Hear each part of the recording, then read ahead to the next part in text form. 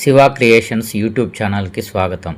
ముందుగా మేషరాశి వారికి గోచార గ్రహాల అమరిక, వాటి ప్రభావం మరియు రోజువారీ తీసుకోవాల్సిన జాగ్రత్తల గురించి చూద్దాం.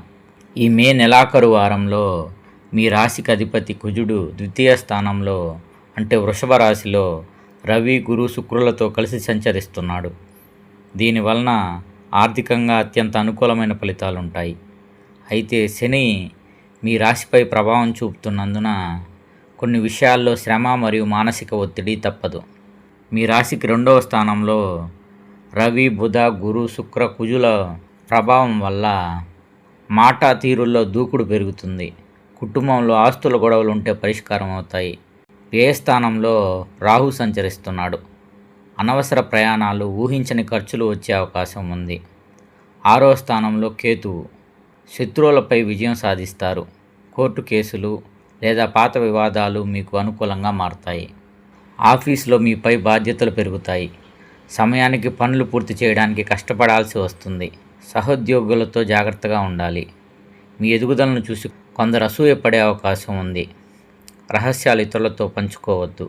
ప్రభుత్వ ఉద్యోగులకు లేదా ఐటీ రంగంలో ఉన్నవారికి ప్రశంసలు, పదోన్నతులు లభించే అవకాశాలున్నాయి.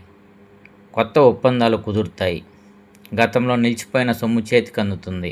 పార్ట్నర్షిప్ వ్యాపారం చేసేవారు లెక్కల విషయంలో స్పష్టంగా ఉండాలి. తొందరపడి పెద్ద మొత్తంలో పెట్టుబడులు పెట్టకూడదు. విద్యార్థులకు మనస్సు వినోదాల వైపు మళ్ళే అవకాశం ఉంది. చదువుపై ప్రత్యేక శ్రద్ధ పెట్టాలి.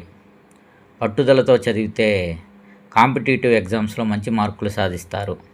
బంగారం లేదా విలువైన వస్తువులు కొనుగోలు చేసే అవకాశం ఉంది. రక్తపోటు లేదా కడుపుకు సంబంధించిన చిన్నపాటి ఇబ్బందులు రావచ్చు. నిర్లక్ష్యం చేయకుండా వైద్యుని సంప్రదించండి. మే 24, 25 అనుకోని ధనలాభం ఉంటుంది. మిత్రుల సహాయంతో పనులు పూర్తవుతాయి. మే 26, 27 ఖర్చులు పెరుగుతాయి. ప్రయాణాల్లో వస్తువులను జాగ్రత్తగా చూసుకోవాలి. మే 28, 29 కుటుంబంలో శుభకార్యాల గురించి చర్చిస్తారు. శుభవార్తలు వింటారు. మే 30, 31 జాగ్రత్త, మాట పారేసుకోవద్దు. ఎవరితోనూ వాదోపవాదాలకు దిగకండి. నిశ్శబ్దంగా ఉండటం మంచిది. ఈ వారంలో మీరు చేయకూడని పనులు ఏమిటంటే ఎవరికి షూరిటీ సంతకాలు పెట్టకండి, అప్పులు ఇవ్వకండి. మేషరాశి వారికి సహజంగానే కోపం ఎక్కువ. ఈ వారంలో కోపం వల్ల మంచి సంబంధాలు దెబ్బతినే ప్రమాదం ఉంది.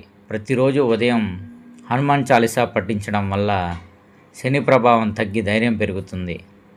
మంగళవారం నాడు సుబ్రహ్మణ్య స్వామి గుడికి వెళ్ళి దీపం వెలిగిస్తే కుజ దోషాలు తొలగి పనులు సాఫీగా సాగుతాయి. ధన్యవాదాలు.